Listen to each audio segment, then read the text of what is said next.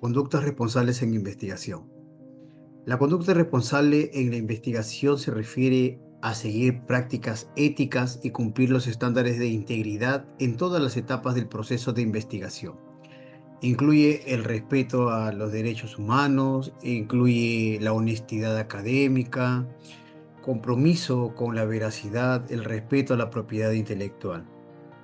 Esto de la conducta responsable tiene también una parte muy importante, tiene cuatro partes muy importantes, entre las cuales es la mala conducta científica, los comportamientos que violan los derechos de autoría, las normas éticas, la integridad de cada trabajo que se hace en investigación, el fraude, entre lo más visto, la falsificación.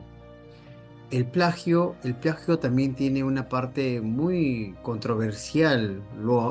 Te apropias indebidamente de ideas, de trabajos, de documentos, de investigaciones que no te corresponden y te tomas atribuciones que no son investigaciones que tú hayas realizado. La autoría es la publicación responsable de las personas que participan en una investigación. Si cuatro personas han participado, cuatro personas deberían ir en una autoría responsable. Si solamente una ha participado y los demás no han participado, no se les coloca como personas que hayan participado en esa investigación. También tenemos el conflicto de intereses, una situación en que las personas o el financiamiento de un individuo puede influir en una investigación. Puede ser para bien o puede ser para mal.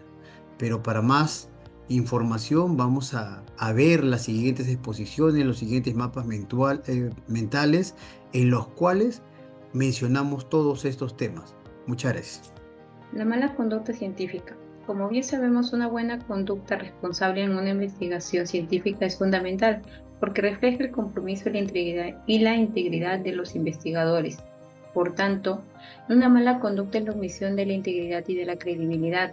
Es toda acción que viola los estándares éticos.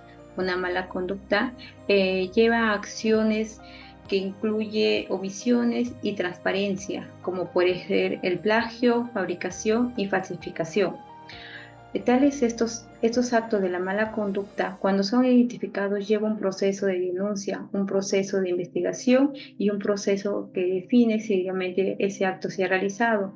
Y cuando realmente se define que hay una mala conducta, hay ciertas penalidades, como por ejemplo sanciones civiles, sanciones penales, publicación de nombres y acciones administrativas.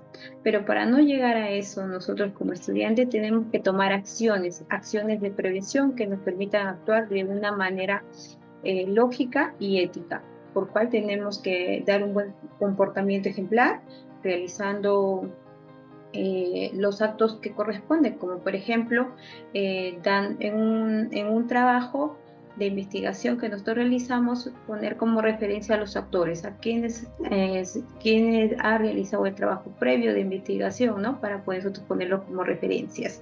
También tenemos que tener en cuenta la identificación de conductas inadecuadas para poder nosotros también no llegar a cometer esta acción, ¿no? Tener en cuenta que debemos tener una buena conducta científica y una integridad científica. El plagio. El plagio es el robo de propiedad intelectual. También podemos decir que el plagio es cuando nosotros utilizamos un trabajo ajeno y lo hacemos pasar como si estos fueran nuestros. Existen varios tipos de plagio. El plagio completo, cuando nosotros utilizamos toda la información de otro autor. El plagio parcial, cuando utilizamos textos de diferentes autores. El autoplagio, cuando se hace la reutilización de la información y lo publicamos sin colocar la fuente. El doble envío, cuando utilizamos la misma información y lo presentamos en dos cursos diferentes o lo presentamos en dos revistas diferentes. ¿Por qué no debemos de plagiar? 1, porque no es legal. 2, no es profesional. Y 3, porque no es ético estar plagiando. Las sanciones por el plagio académico son los siguientes: anulación del trabajo final, expulsión de la carrera universitaria, multas y en algunos casos, si son graves, la cárcel. Según el artículo 219 del Código Penal, menciona que en el Perú, ¿no?, que el plagio tiene una pena privativa de libertad de hasta 8 años. Aquí tenemos dos ejemplos. César Acuña fue denunciado en el año 2016 porque tenía un 76% de plagio en su tesis. El expresidente Pedro Castillo y su esposa Lilia Paredes también fueron denunciados en el año 2022 porque tenían un 86% de plagio. ¿Cómo podemos evitar el plagio? Tenemos 4 puntos importantes. Entre ellas es citar entre comillas al autor, parafrasear los textos, resumirlas y por último anotar la fuente de donde se saca la información. Con estos 4 puntos importantes nosotros podemos hacer un buen informe o una buena tesis. Gracias. En esta oportunidad vamos a hablar sobre la autoría y la publicación responsable. ¿Qué es? Vamos a ver qué significa la autoría y publicación responsable. La autoría es otorgar los créditos y reconocimientos al autor de una investigación. Para esto tomamos ciertos criterios, ¿no? Características que debe de tener un autor. Por lo mismo que vamos a hablar sobre la contribución esencial, ¿no?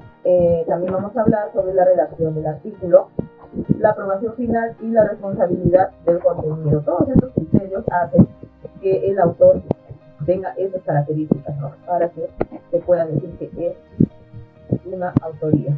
Entonces, sigamos con la mala praxis en la autoría. Eso también se podría decir que es la falta de ética, ¿no? Dentro de la autoría de las publicaciones. Vamos a hablar sobre la autoría fantasma. Esta autoría fantasma se da cuando un investigador que cumple con los requisitos de la autoría, pero sin embargo no está incluido dentro del artículo cuando realizan la presentación, ¿no? También tenemos la autoría inmerecida, cuando una persona es incluida como autor de un artículo sin cumplir con los requisitos de esa autoría. Dentro de estas tenemos la autoría honoraria y la autoría de regalo. La autoría honoraria se podría decir que es la situación o poder de influencia o simplemente sin incluir al autor reconocido para aumentar los chances de publicación, para que pueda poder ser más vista, ¿no? Y también tenemos la autoría de regalo. Esta es sin necesidad de tener poder o ser un autor reconocido. Se incluye a un autor sin cumplir con los criterios de la autoría de los que ya hablamos anteriormente, ¿no? Eso sería en cuanto a las malas prácticas de la autoría. También tenemos cuántos autores puede tener un manuscrito. No significa que no limita la cantidad de autores. Tenemos también la publicación responsable, que son sus beneficios, lo que podría decir que nos traen ciertos beneficios, ¿no? El prestigio, la reputación, la transparencia y la veracidad.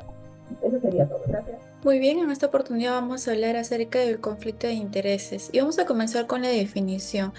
El conflicto de intereses es anteponer un objetivo personal bajo un beneficio económico que puede ser personal o de un tercero. Podemos ver 3 tipos de conflicto de intereses, que puede ser económico, que esto está ligado con el interés lucrativo. También puede ser el compromiso de trabajo, ¿no? Que ese de aquí está ligado a las actividades de investigación o también llamado conflicto profesional. Y por último tenemos el aspecto intelectual, que está ligado a las propiedades intelectuales patentadas. Ahora, dentro del conflicto de intereses, ¿cómo nosotros podamos identificar cuándo nosotros estamos dentro de uno? Y debemos preguntarnos estas 2 cuestiones de aquí. Cuando nosotros estamos dentro de una organización, ¿estoy a favor o en contra de ella? O ¿esto de aquí me va a caer en un conflicto de intereses a la organización? Por otro lado, vamos a ver la investigación científica, el conflicto de intereses ligado a ella. Y tenemos que tener en cuenta que nosotros tenemos que saber que no vamos a poder evitarlo, pero sí podemos resolverlo. Y aquí la importancia de la comunicación, de la transparencia y de los valores que uno tiene. Esto nos va a ayudar a no caer uno en corrupción. Y algo que sí nos aconsejan es que mientras nosotros hagamos una investigación científica, lo que tenemos que evitar es la investigación patrocinada, ¿no? Para que pueda ser todo de medio transparente. Gracias.